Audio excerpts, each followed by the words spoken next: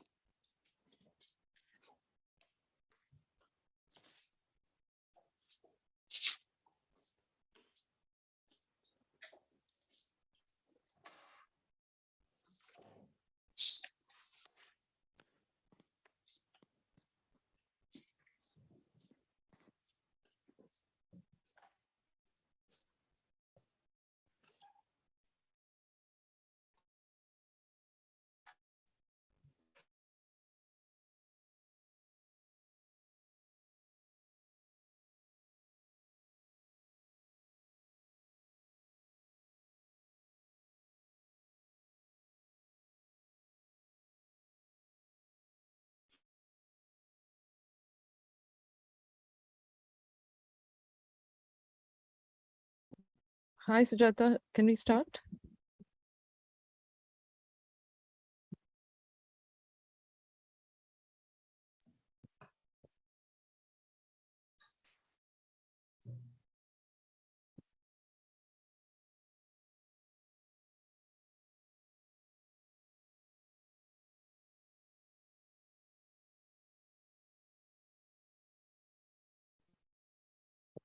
Sujata, we can't hear you.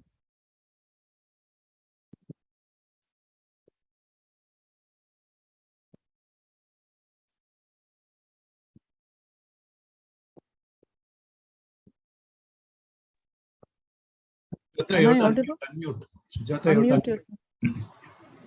Yeah.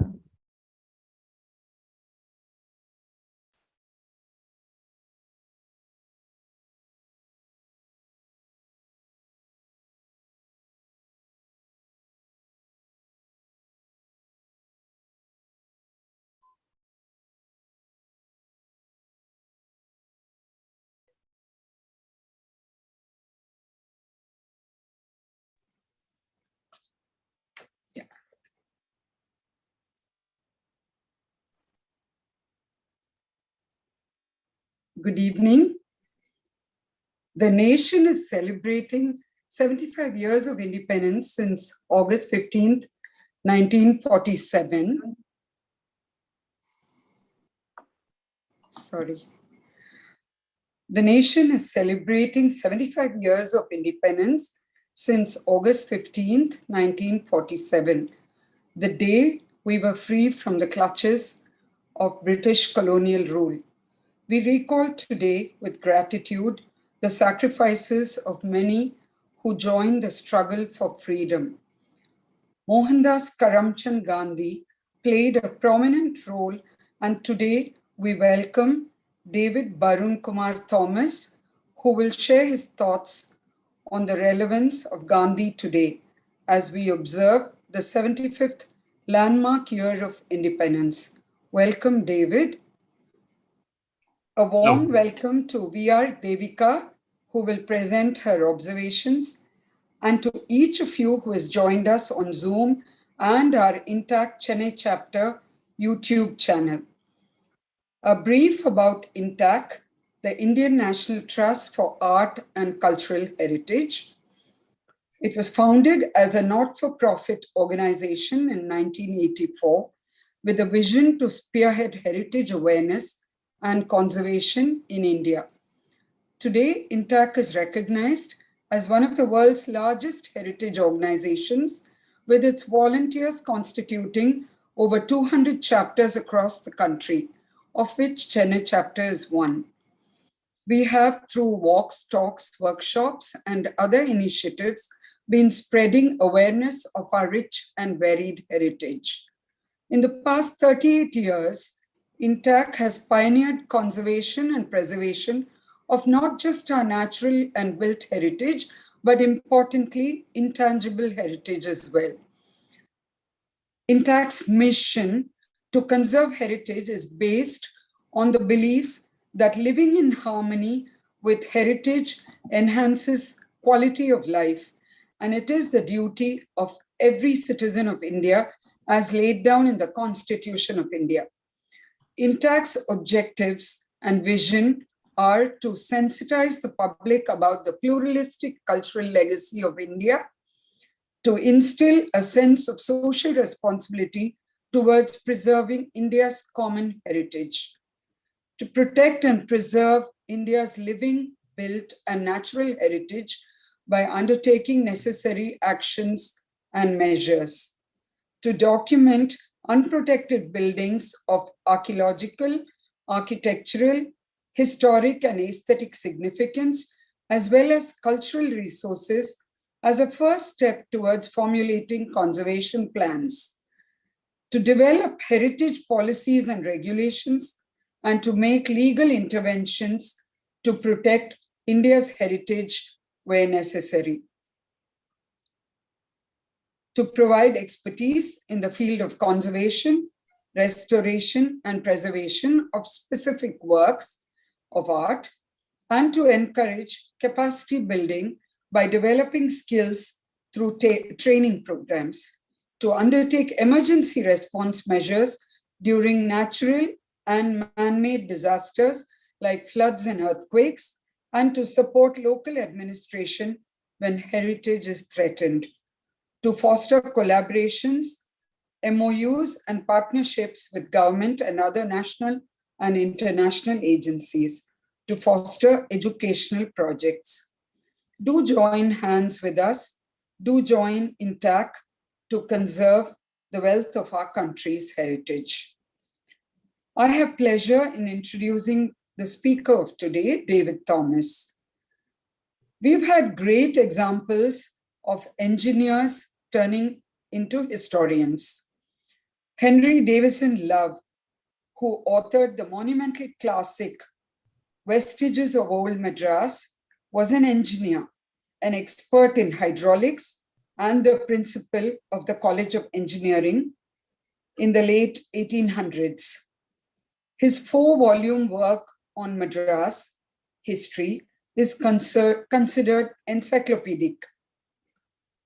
Engineer C.S. Kuppuraj brought out a book, Glimpses of 200 Years of the History of Gandhi Engineering College, on his alma mater, and this achievement was always applauded by Mr. S. Muttaya, the father of chronicling the history of Madras.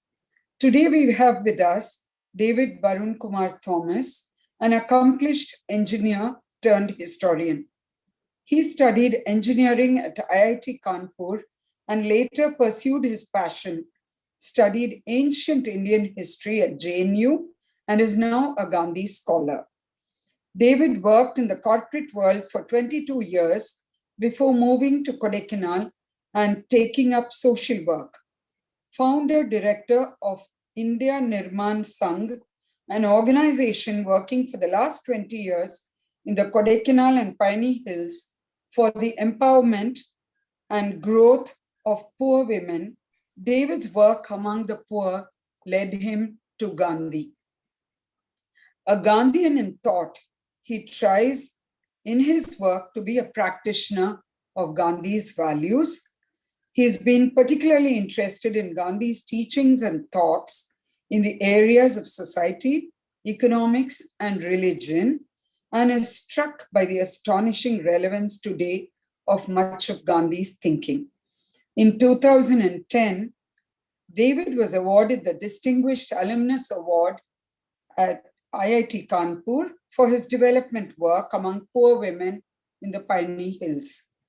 David's acclaimed novel, Rear Entrance, was published by Hachette India in 2011. David, who has lectured and spoken at various institutions in India and in the USA, will share Gandhi's vision of independent India's citizens sculpting a new society and serving as a beacon to the rest of the world. On this momentous occasion of India's 75th year of independence, we are very happy to welcome you. David, over to you.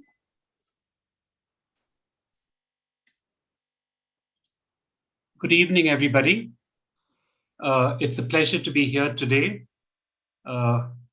especially with INTAC, an organization which has done wonderful work across India and even in my town here, Kodaikanal. Wishes also, best wishes to everybody from on this occasion of the 75th anniversary of our Independence Day. 75th anniversary of anything is an important day.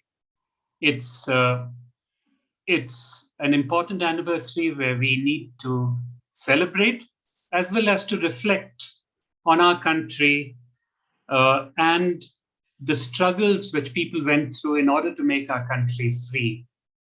And when we talk about the freedom struggle, the first name that comes to mind is Mahatma Gandhi. He was the preeminent freedom fighter of that time. And he was not just someone who wanted to get rid of the British. That, of course, he did. But he had a very clear idea as to the kind of India he wanted to see, the kind of India for which he was willing to struggle and for which he finally laid down his life also. So today I'll try and share with you a few ideas about the vision for India which Gandhi had, the vision for India as well as the vision for India's citizens. And it's something which are my thoughts, and it may help all of us to sort of reflect at this time about our country and about our independence. Uh, as I said, Gandhi did not simply want to get rid of the British.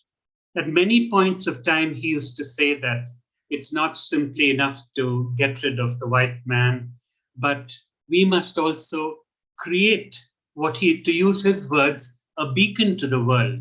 India should be a beacon to the world of how a society can be organized, of what kind of structures we should have in our society, what kind of government we should have, what kind of citizens we should have, what kind of education system we should have.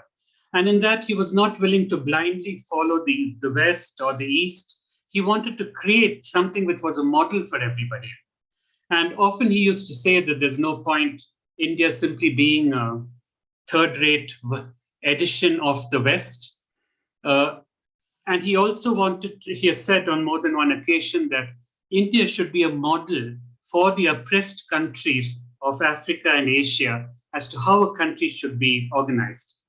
One of his disciples, Jayaprakash Narayan, has written about how, and this he wrote after Gandhi passed away, about how Gandhi wanted to live up to the age of 125, which means nearly 50 years after independence. And the reason he wanted to live so long was that he wanted to help in creating this new society, a new society which would really be a vision, a model to the whole world. Unfortunately, he didn't live that long, and but he has written extensively, and so we have an idea of the kind of India which he wanted to see, and that's what I'd like to, in some ways, look at today. First, he did not want to discard anything in ancient India which could be retained. He used to say that what we have tested on the anvil of experience, we don't need to discard. And prime among that was the ancient Indian way of organizing our villages, rural self-government. He felt that this was India's unique contribution to the world's political structures and political systems. And this has been commented upon by many people. Maine has written a book on it, Munro has, Morley has commented on it. So the Indian idea of a village being a self-contained unit with its own structures, its own panchayat, its own irrigation systems, that was something Gandhi felt we should retain. So he wanted in the new India also, as far as possible, autonomy to be given to the villages, and each village be a tiny little self-governing republic where decisions could be taken using the participation of all the inhabitants of that particular village. And of course, there would be links to the state and then to the center and so on. But the idea of these little self-governing areas, villages, which had their own culture, their own arts, their own crafts, their own grains, Gandhi wanted to keep very much and use as a starting block of the political structures of the new India which he wanted to see. And he wanted these little villages to be not just the traditional villages, but also to be ones in which there was both science and culture. Gandhi was not by any means an opponent of science, although often he's portrayed as being someone who didn't like machinery, didn't like science, didn't like technology. But actually, he was very pro-science, and one of the best pictures of Gandhi that I like, which I'd like to share with you today, is the following picture. Let me see if I can get it up on the screen.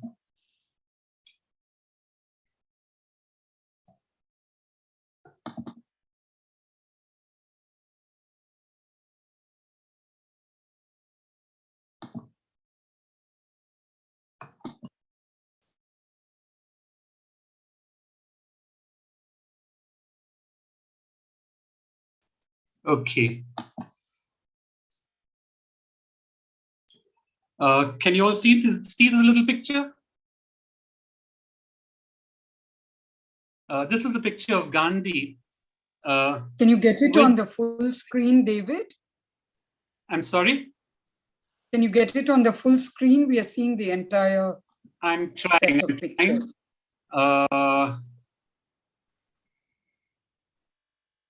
I'm not sure how to do it, Sujata. So, Padma, can you help? Is it visible? Can you click on from beginning on the top? On what? On above the picture, there is a link called from the beginning. The left, on the left leftmost icon below the. I don't have that icon here. Let me share my. It's my on screen. your screen. Yeah, just above that photograph, where the square Gandhi photo is, just above it. Yeah. On the left, there is from beginning. Can you click on that? Top to bottom. No, I don't have anything like that. Okay.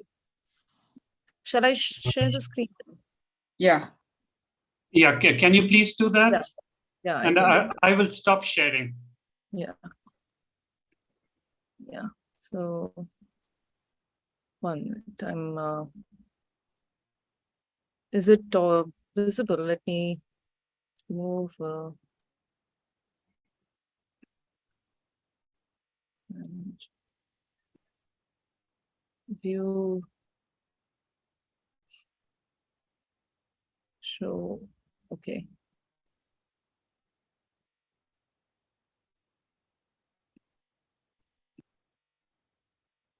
I don't know how to remove this side thing, but can you see this? Is it?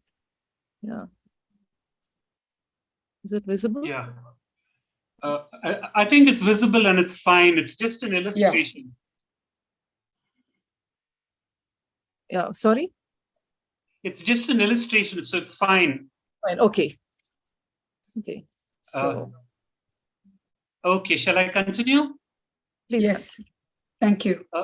Yeah. Thank you. Thank you. So this is just a picture which shows Gandhi looking through a microscope. And actually what he's looking at here in this particular photograph are leprosy germs. Because at that time, as you know, leprosy was a big problem across the country. And Gandhi, as usual, tried to get to the bottom of the matter to understand how it could be eradicated. And so he wanted to understand what are the germs that create this. And so he's looking through this microscope. And this is just an example of how, in every way, whatever issue Gandhi took up, he tried to see how he could approach it in a scientific way. So in the villages too, in the villages of Gandhi's dreams, of Gandhi's vision, there would be a lot of science, there would be schools, there would be an education system, there would be a lot of importance given to science and local crafts, and also to culture. Gandhi was someone who always felt that culture was important. So his villages were not just dank, dark dens of insanitation, but he felt that the villages could be made into places where local culture could grow increasingly. And Gandhi, again, like his knowledge of science, Gandhi was a person who knew a lot about culture. When he was in London, he's written about how he enjoyed Shakespeare's plays. And later on in life, he used to keep quoting from Shakespeare on various occasions. He's talked about a particular actress called Ellen Terry, who he admired. And when he came back to India, he looked at the different kinds of dance and art and song. And I want to show you a small quotation from him, which simply shows his appreciation of even music. If I could have the next slide, please. Yes. Here he's writing about music in Shantiniketan. And actually what he's saying is not as important as the fact that he has a view on music. He has a view on Bengali music, and he has a view on Hindustani music and Western music.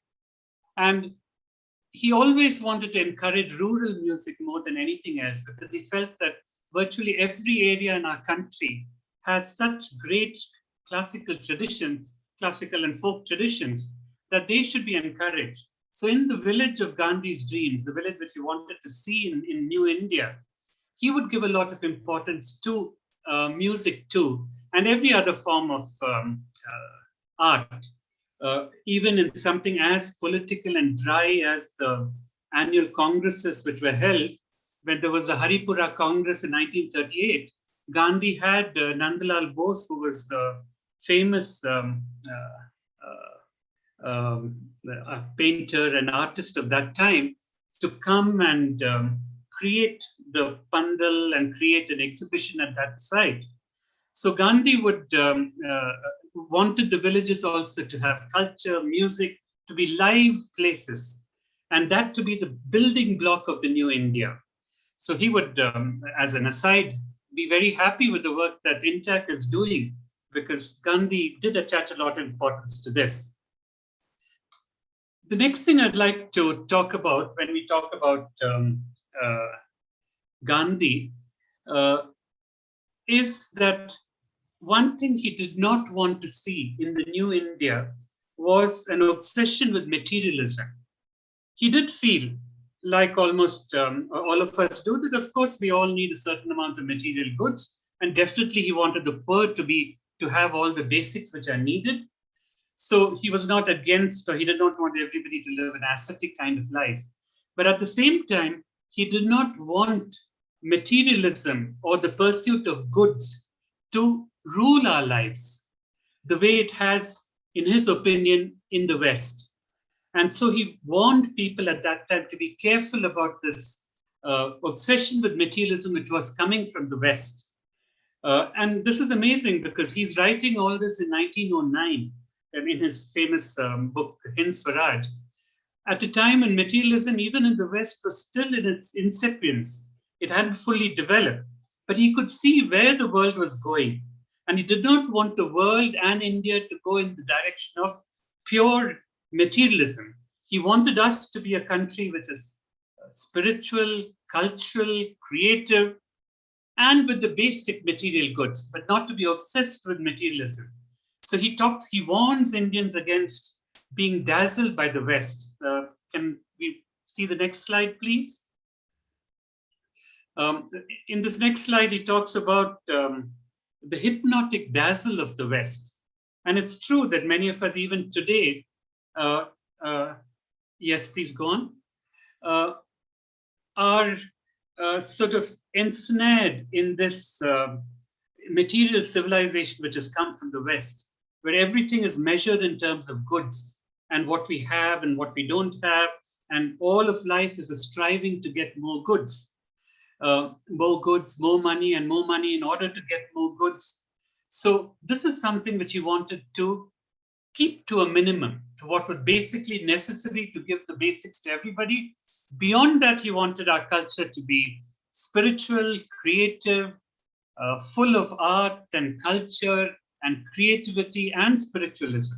So that was the kind of India which he wanted to see.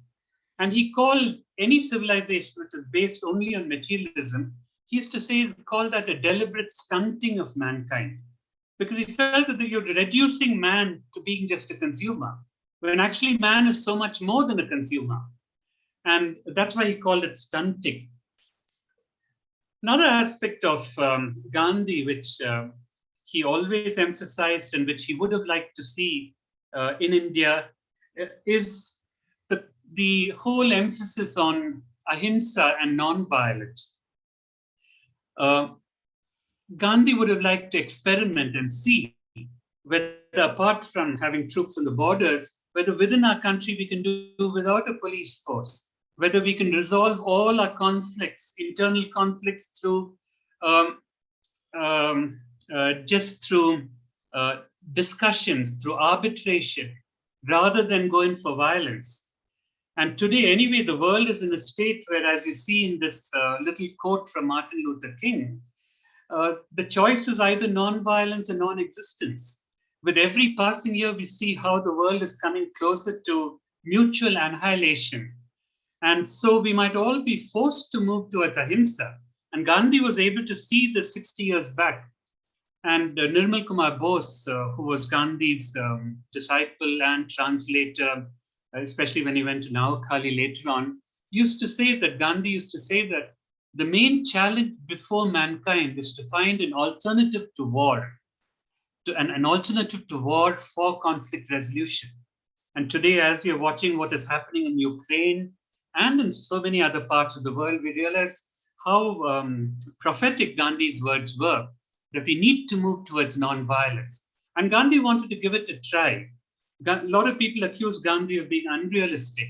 And it's true, but Gandhi did put forward a goal, like a kind of Euclid's point, as I mentioned earlier.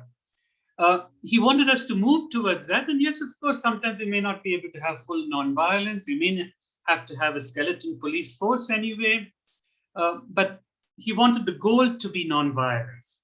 And I think that's a wonderful goal to work towards. And in that also, he wanted India to be a kind of example to the world of how you could have a society which was based on ahimsa. And after all, Gandhi was someone who was able to use ahimsa effectively in the world in getting freedom, both in India and earlier when he was working with the Indians in South Africa. In both cases, he worked only through non-violence at a time when people said that he was foolish to think that he could change the British way of thinking or the British Empire through non-violence, but he was able to do that. So he would like a country which is moves as close to non-violence as possible. The other word which we always associate with Gandhi, and which today almost nobody talks about, is truth.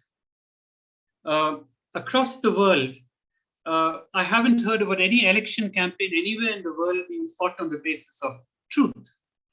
But for Gandhi, this was very central. This is very important. As you all know, that Gandhi used to say initially that God is truth, and later he went on to say that truth is God. And he felt that a society which was not based on truth would never be able to have ahimsa or anything else. It was truth which taught him that people of all castes are the same, that people of all races are the same, that there is more to man than just material fulfillment. So truth was the basis of everything. And this little quotation from Reginald Reynolds, who was one of his disciples, talks about a scorching passion for truth. Today we are living in a world where untruth is all around us. Every time we open WhatsApp, and see half the forwards which we get, we don't know which is true and which is not, which is real, which is not, which photographs are morphed, which photographs are not. And it's not true and it's not just about us. Even in, at one time we used to think that the poor people in villages were very truthful. But today we work in the villages among poor people, and unfortunately it's not true any longer that there is truth in the villages. It's not anywhere. In the villages, sometimes we have small classes on ethics for the women in our groups. And we ask them, is it possible to live a life without telling lies? And we ask them, do you tell lies? And their answer in Tamil is, Alavadam poi solluvom, which means we only tell lies up to a limit. We don't tell very big whoppers. So we are in that kind of society. Well, Gandhi wanted truth to be the basis, the foundation stone for the kind of India which he wanted to see. And he wanted to achieve that through education, through leaders who would talk about truth. So truth was for him extremely central. The next thing which perhaps I'd like to talk about is that Gandhi had this enormous respect for the environment. Today, we all talk about the environment. In the last 20 years, anybody talks about the environment. But Gandhi, even in that time, talked about the environment. And we all know his famous quotation, which says that there is enough for everyone's need, but not enough for everyone's greed, which is basically talking about the resources of the world. And here he talks, this little quotation is from Schumacher, who was influenced enormously by Gandhi. And this last quote, "It would strip the world like locusts." That is from Gandhi directly. And he says that if India uh, were to begin consuming the way the Americans do and still do, then we would strip the world like locusts. There'd be nothing in the world, no resources left in the world. So the need to conserve the resources of the world and to create an India which also conserves its resources and protects its natural resources is central to Gandhi's vision of India. And that is what he is really trying to say here. The other thing which Gandhi had a lot of emphasis on was unity. It comes probably, Gandhi was a very spiritual person, and he used to often say that he was a Sanatana Hindu, and his knowledge of the Upanishads was encyclopedic, and it really was the moving factor in everything he did, his spiritual beliefs. And one of those spiritual beliefs and he often used to quote the Isha Upanishad to say that everybody, everything in this world is really one, is interrelated, is part of Brahman, comes from the same source. That all is, to use a different idiom, everything is God's creation. And so once you accept that everything is God's creation, you have a certain amount of respect towards everything. And if you come to a smaller subset of that, just human beings, automatically you feel that every person in the world, whatever be his country, his religion, his language, is also God's creation. And so you automatically respect everything and anything in the world. So you respect every living being in the world, not just human beings. And secondly, within human beings, you respect everybody. And even when sometimes he was accused of being a nationalist, and I think some of you may know that one of the reasons he didn't get the Nobel Prize was because the chairman of the Nobel Prize Committee in 1931 said that, oh, Gandhi is a nationalist. And in the view of the Nobel Prize Committee, being a nationalist was a bad thing. But Gandhi said, yes, I am a nationalist. Yes, I'm proud to be an Indian and I will work in India. But he also used to say that my nationalism is a specific instance of my internationalism. So he wanted to do things for humanity as a whole. And he'd often say that I don't want anything I do for India to affect anybody else, any other country. But so he didn't see a contradiction between nationalism and internationalism. So he believed and practiced unity in every way, which is why he opposed caste, which is why he opposed racism, and he opposed discrimination in every particular form. And you'll even see in this next foil that in our society, we attach a lot of importance to color, to people's complexions. And Gandhi, even at that time, could see that could possibly be another area of discrimination. And he said that we should not do that. We should all, respect everybody, irrespective of whether they are dark or fair or tall or short, or their caste or their religion or anything else. So unity was a basic kind of thing for him. And can I see the next slide, please? And in the meantime, I'll just go on to say how unity, and if you believe in unity, that also means then that also once you believe that everybody in the world is part of you, that they're all your brothers and sisters, then automatically you will also believe that this thing is a little thing about the tyranny of color. And it's something that Gandhi wrote about at that time, that how we are obsessed by color and how we discriminate on the basis of color. So caste, race, color, all ways of discrimination were things that Gandhi did not want to see in India. And as citizens, we should all work towards removing these kinds of discrimination. Yes, the next one, please. And Gandhi believed in unity. And once you believe in unity, you automatically believe in loving everybody, because everybody is part of you. Everybody is part of Brahman. Everybody is your brother and sister. And because you love everybody, then automatically you respect everybody, even if they're your political opponents.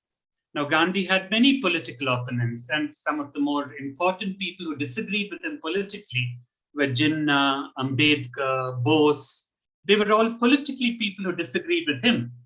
But although they disagreed with him politically, he was respected them. And although some of them have had a lot of negative things to say about Gandhi, Gandhi has not one negative word to say about anybody. About Bose, for example, even after Bose left Gandhi and set out on his own and formed the Indian National Army, Gandhi calls him a prince among patriots. So this basic thing of loving everybody, respecting everybody is very much a Gandhian kind of concept. And he wanted to see an India in which this forms the basis of India. Some other, and once you love everybody, the next thing which comes to you is tolerance.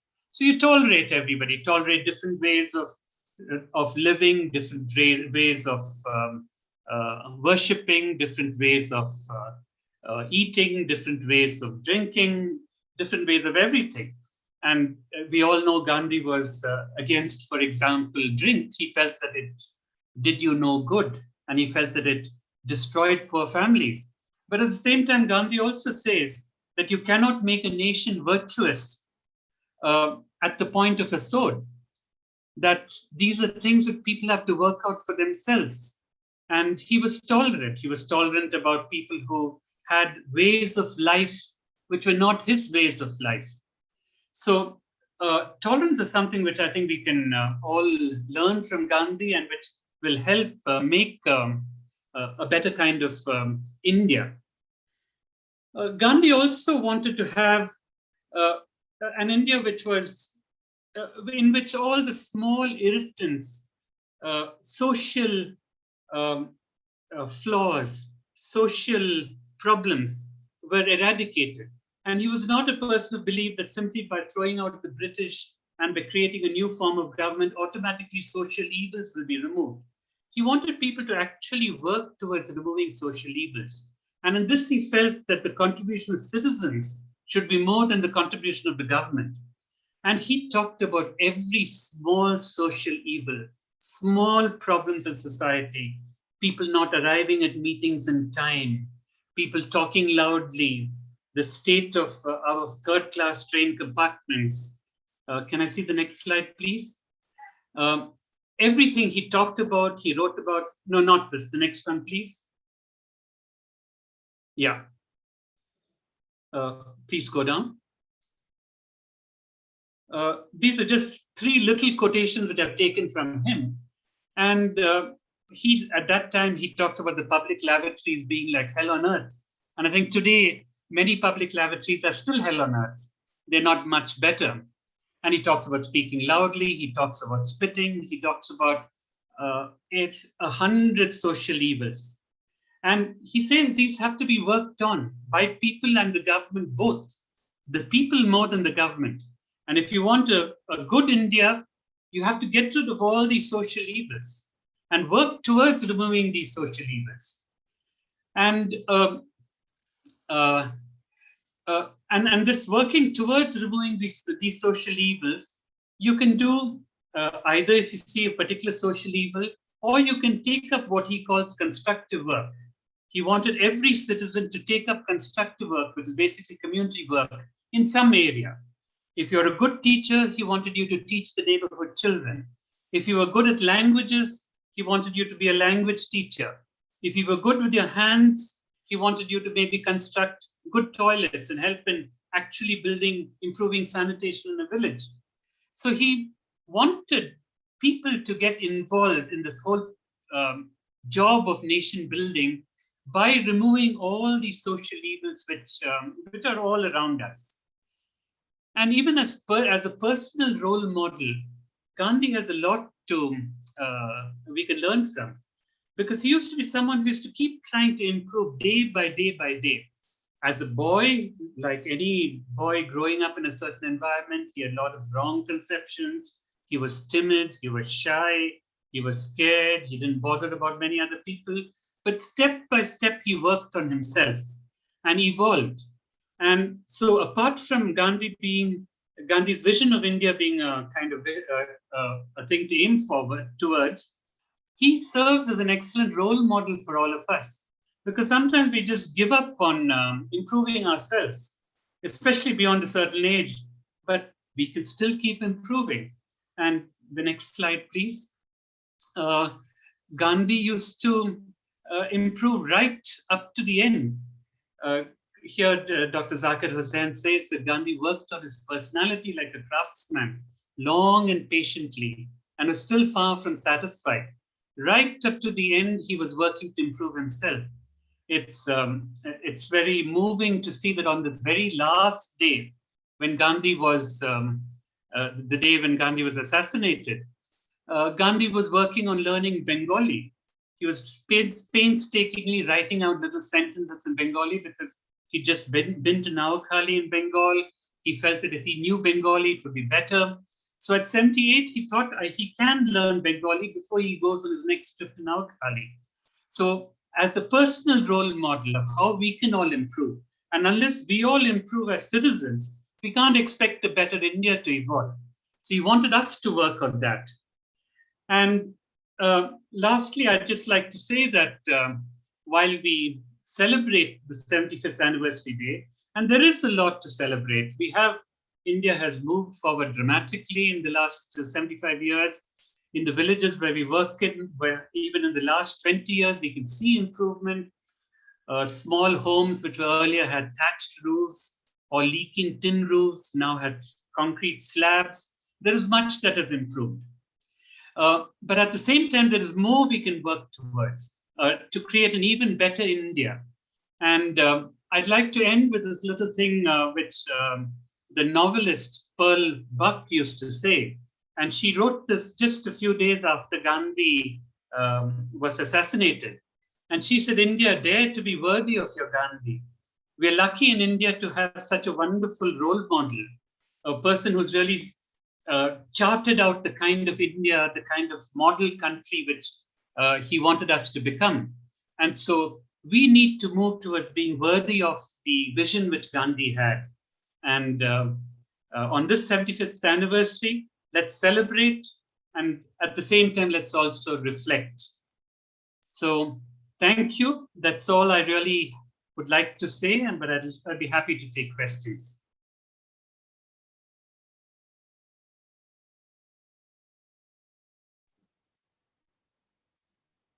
Thank you, David. Rani, would you like to take the questions, please?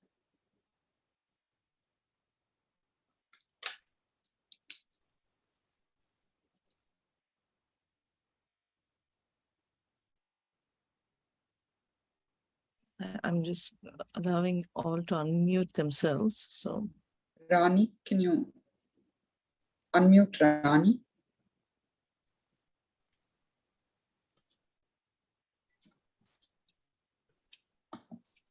Yeah, good evening and thank you, David.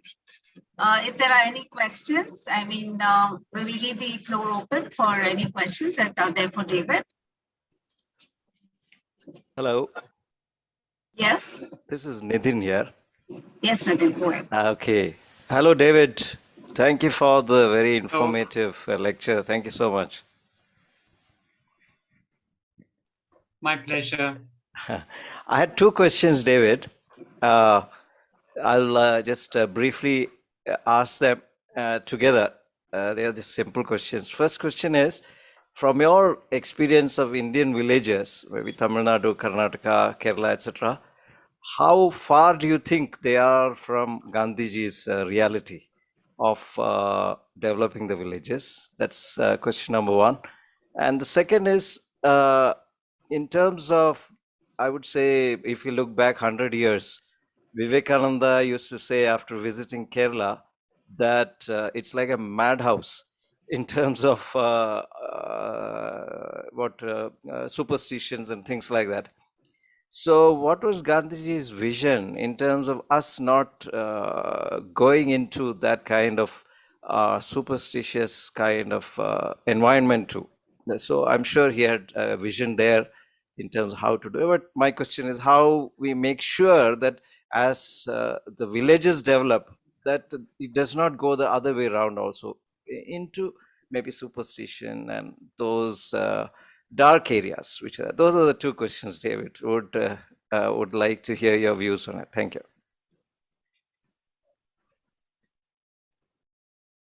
Uh, Thank you, Vishnu, for those questions. I think we are still a long way from Gandhi's ideal villages. We have much work to be done. Maybe the foundation has been laid in the sense that we have now, as I said, economically, our villages and our villagers are better off than they were in Gandhi's time. That is an undoubted truth. There's also been a certain amount of improvement in sanitation and in health parameters. There's been fairly sharp improvement. Uh, so there has been improvement in many areas, and also even in terms of literacy, our literacy figures have gone up dramatically over the last 50 years. But whether we have true education, as Gandhi used to call it, education which builds character, perhaps we still have a lot of work to do. Similarly, in terms of creating a village which has a scientific approach, which has culture, which has spirituality, we have a long way to go. And unless NGOs and the government and well-meaning individuals focus on these areas, we are not going to see improvement in the villages. But we need to do that.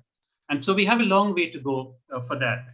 And in terms of um, backward practices and so on, I think the only answer is education in the real sense. And so while we have achieved education goals in terms of having at least primary school in almost every village and secondary school not very far away, the quality of the education and the scientific nature of the education still leaves a lot to be desired. And these are areas which both, as I said, the government and citizens, we all need to work on. Thank you. Thank you, David. We have a question from Dr. Shekhar. Dr. Shekhar, would you like to unmute yourself and ask the question, or should I take it from the chat? Oh yeah, I just put it in the chat. But anyway, I just wanted to ask David about, like we feel that, Gandhi could have been a bit more stubborn in his last days, to make some of his ideas to become reality, where really he missed something out there at that time. So still we are not able to make it a reality. Like the other question, still the villages are not that, even after 75 years, his dreams have not come true in terms of, as far as the villages are concerned. So what could have been the reason? I can just give you my conjecture. Yeah. I think we as a nation did two things. Because we did not move away from materialism, and we continued to think that material progress, improvement in GDP, improvement in per capita income, that these were the most important parameters. I think in the last 75 years, we made progress in industrialization, in standard, to a certain extent, in standards of living, GDP definitely, to some extent in science and technology. These were the focus areas. I haven't heard of anybody speaking much about or maybe a task force or a kind of commission being set up to see ways in which we can improve the spirituality of our country, or to improve the cultural, to spread culture across our country, or art.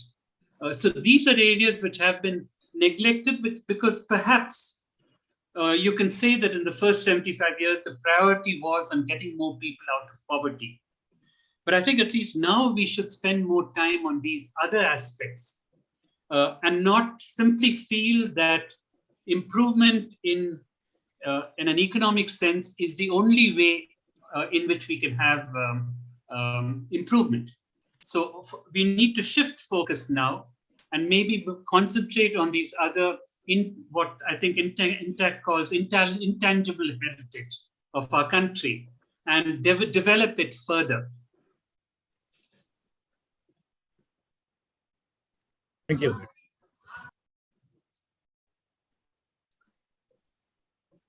Are there any more questions?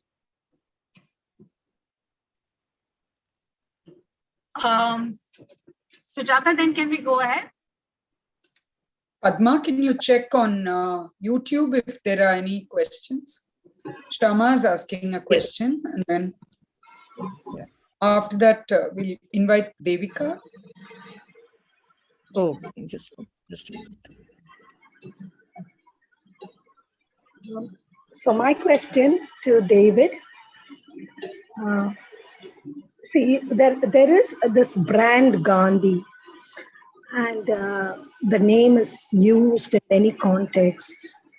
So what are some specific uses that you think Gandhi would stand up and say, not in my name, in the way we currently understand Gandhi, the name, and the use of the name Gandhi? Very difficult to answer your question. Easier to say what can be done in Gandhi's name and what he did stand for, and which I've been trying to explain in the last 40 minutes what he did stand for. And what he did not stand for, yes, today Gandhi is invoked in everything from ads for Apple computers to ads for certain films. Everything Gandhi is invoked in. And I think there's a lot of misconceptions today about Gandhi, what he stood for, what he didn't stand for. It would take another webinar to really talk about what Gandhi does not stand for. But in this particular webinar, I'd like to concentrate on what he did stand for, which is what I have talked about. But I'd just like to say that you're right, he's misinterpreted enormously. And a lot of things are happening in Gandhi's name, which Gandhi would certainly be disappointed with.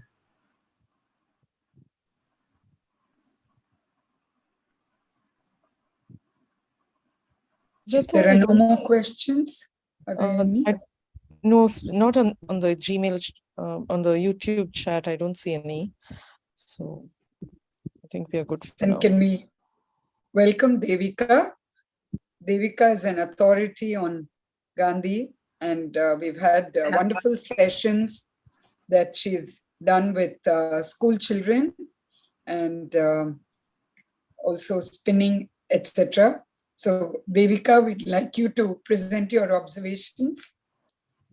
Thank you. I'm no authority on Gandhi. I'm just a student trying to learn Gandhi. So thank you, Dr. David Thomas, for your very insightful presentation. It speaks for Gandhi's, what Gandhi stood for.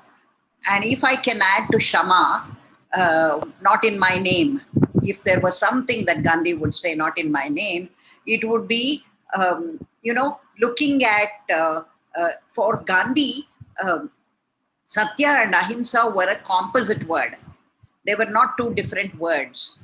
They were a composite word. Satya, truth and non-violence, they were together all the time, because truth is also self-reflection, self-criticism, and self-analysis.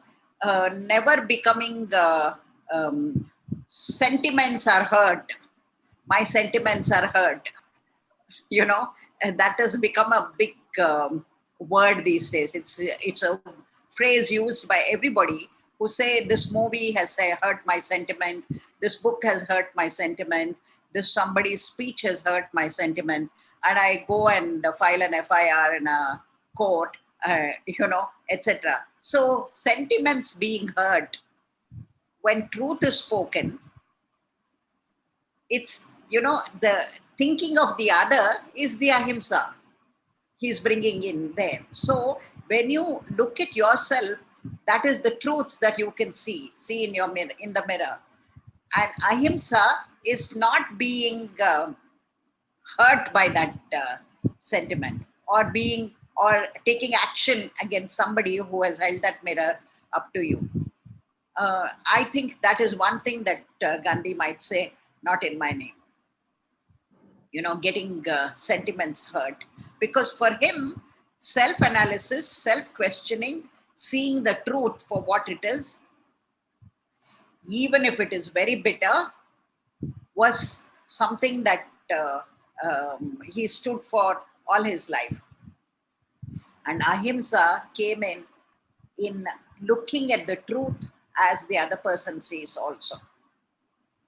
You know, if you think that there is something called truth which lies between what you feel as truth and what the other person feels as truth, ahimsa is to find that point. To find that point of where we meet and where we differ and respectfully disagree. I think that would be Gandhi's not in my name thing, because being hurt for everything, that has become a very big thing now.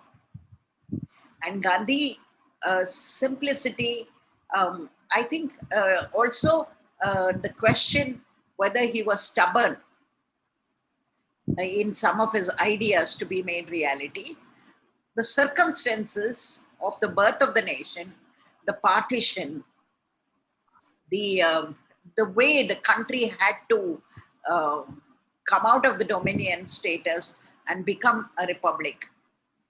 The situation in those years were very difficult to be daring to do what Gandhi did, wanted. And for him, after the partition was decided, you know, he didn't want to be stubborn. He didn't want to talk about anything else. He just wanted Swaraj as the independent, each person to be free of prejudices and to come out of that. So for him to go away to Naukhali, to heal people, that became more important than anything else in those years. And the trauma of partition, the trauma of Gandhi's assassination, the task of getting independent India, those were enormous tasks. The refugees question, those were enormous tasks challenging the ruling Indians at that time. So we can't blame them for not daring to be worthy of Gandhi's ideas. Because at that time, how do you take this nation forward? Of this nation of so many different languages, so many different cultures, so many different political ideas, so many different small nations that were not part of the British India, bringing everything together. So it was a very, very difficult task. Today, we are as far away from Gandhi as possible. So it's time to reflect and try and be daring to be worthy of one speck of his ideas, I think. Thank you, David Thomas, and thank you, Sujata. Welcome. Thank you, Devika, for sharing those thoughts. David, do you have anything to say? No, nothing particular, but I think what Devika mentioned is very relevant and perhaps explains the constraints which our country's leadership was under in not being able to so far fully realize the India of Gandhi's vision. Hopefully, in the years to come, we'll move closer to Gandhi's vision.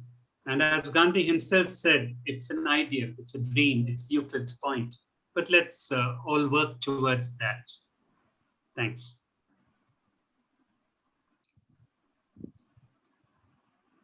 Rani?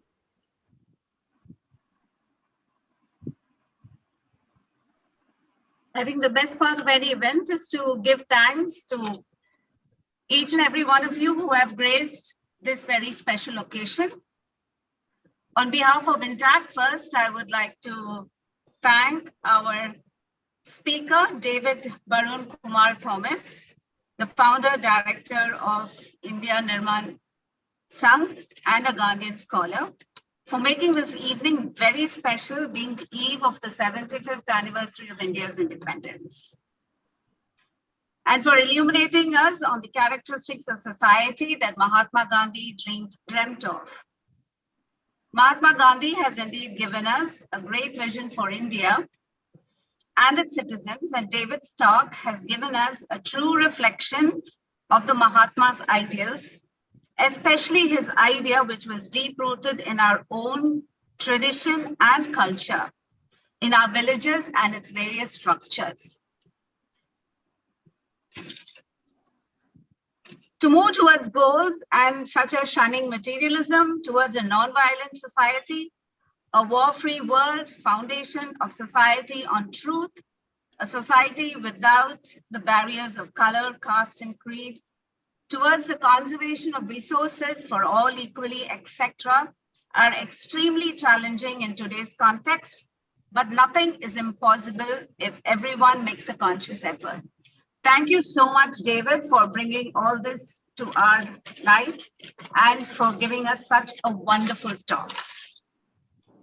Thank you, Devika.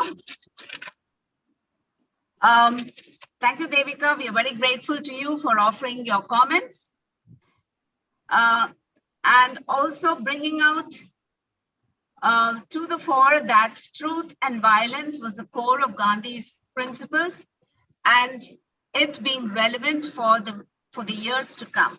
Thank you so much.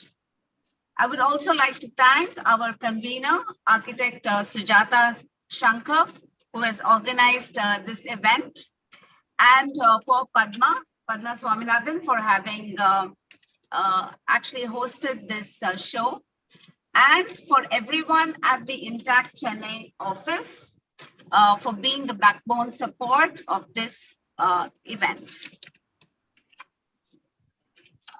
So with this, I would like to thank once again everyone over here, and on behalf of Intact, my wishes to everyone on the occasion of the 75th anniversary of India's independence, and let us strive to make a better India.